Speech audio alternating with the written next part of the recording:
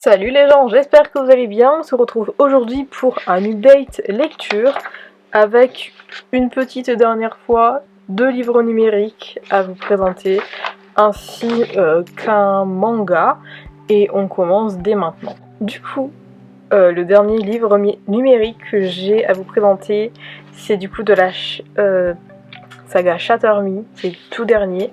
Donc là, on est sur une nouvelle page qui s'ouvre sur Shatter Me, puisqu'on est toujours dans le même univers mais avec des tout nouveaux personnages, même si on revoit quelques anciens personnages. Donc il s'agit de Watch Me, donc la saga va s'appeler The New Republic, donc de Tahereh Mafi aux éditions Michel Lafon, et j'aime beaucoup le fait que ce tome-là, ainsi que le précédent, donc Believe Me, ils sont roses. Comme quoi, quand vous voulez accorder les couleurs, vous pouvez le faire. N'est-ce pas la saison 2 de Shatter Me, qui, le dernier tome et les nouvelles, c'était pas du tout accordé. Enfin bref. Une petite citation que j'ai bien aimée. Je sais de quelle cruauté leur établissement est capable. Je sais ce qu'ils peuvent infliger aux gens. Les épuiser, les rendre fous. J'ai l'impression qu'on parle du Front National là. C'est pareil. Ce que j'ai beaucoup aimé dans ce tome, c'est toujours la relation entre Aaron et Juliette avec James, qui est maintenant un personnage beaucoup plus âgé. Et on a également le personnage de Rosaline. Je sais pas du tout où le placer, si je l'aime bien ou si je le déteste. Parce qu'on sent que c'est un personnage qui a été énormément manipulé, qui est totalement endoctriné.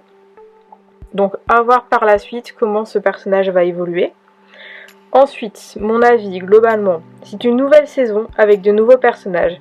C'est avec James que l'on commence cette saison. Depuis, il a grandi, mûri et est bien plus intéressant. Nous avons rencontré d'autres personnages, notamment Rosaline. C'était Rosaline ou Rosabelle? Je pense que j'ai fait une faute dans ma review, j'ai un doute. Qui ne rêve que de voir le rétablissement renaître de nouveau. Elle est tout ce que Aaron et Juliette représentent. Elle est très controversée. C'est un personnage qui est énormément endoctriné et manipulé. J'ai adoré la lire. Il s'agit d'un excellent premier tome pour cette nouvelle saison et je suis impatiente de lire la suite. Deuxième tome de cette update lecture, il s'agit donc de la suite des hors-séries de la guerre des clans. Ici, j'ai lu La prophétie d'étoiles bleues, donc de Erin Hunter, aux éditions Pocket Jeunesse. Donc là, on a tout simplement la tracée de la vie de Étoile Bleue jusqu'à ce qu'elle devienne Étoile Bleue, d'ailleurs. Donc, petite citation. Le clan des étoiles m'a forcé à sacrifier tout ce que j'aimais. Mon avis, globalement, c'est un ouvrage très poignant. J'ai adoré la voir chatonne, guerrière, puis leader, et aussi la voir traverser des épreuves de plus en plus dures. Tout comme cela a été dit à plusieurs reprises dans cet ouvrage, Étoile Bleue a été choisi par le clan des étoiles. Ce choix a généré beaucoup de souffrance. À cause de cela, elle a tout perdu. Cela a pu nous montrer que le clan des étoiles est bien moins pur qu'il essaie de nous le faire croire, notamment dans la saga principale. En effet, elle a été choisie, mais à quel prix? C'est un excellent tome. Donc ça, j'étais déjà prévenue il y a un moment, comme quoi le tome de Étoile Bleue était incroyablement bouleversant. Je savais dès le début qu'il y avait de grandes chances que je pleure. Ça n'a pas raté, j'ai été énormément triste. Le clan des étoiles m'a énormément énervée.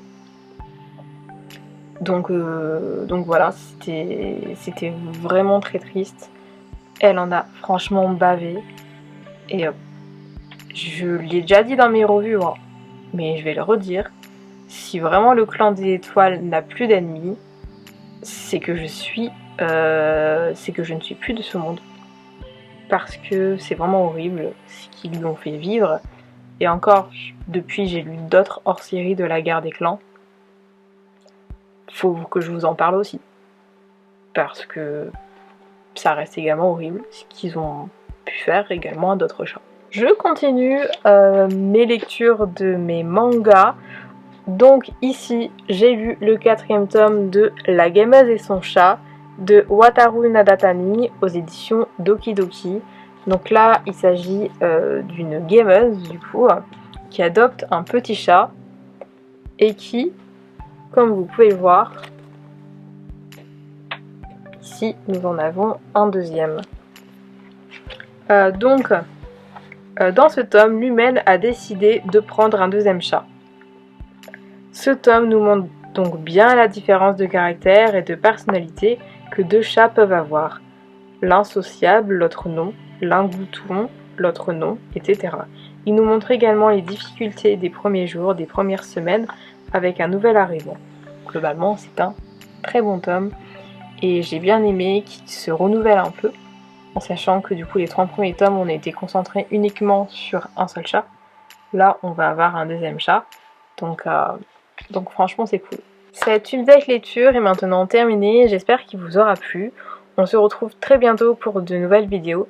D'ici là, abonnez-vous à la chaîne YouTube si ce n'est toujours pas fait. Likez cette vidéo, commentez-la, partagez-la, notamment sur les réseaux sociaux. N'hésitez pas d'ailleurs à me suivre sur les réseaux sociaux, toutes les autres infos dont vous avez besoin sont en barre d'informations et on se retrouve très bientôt pour de nouvelles vidéos. Ciao!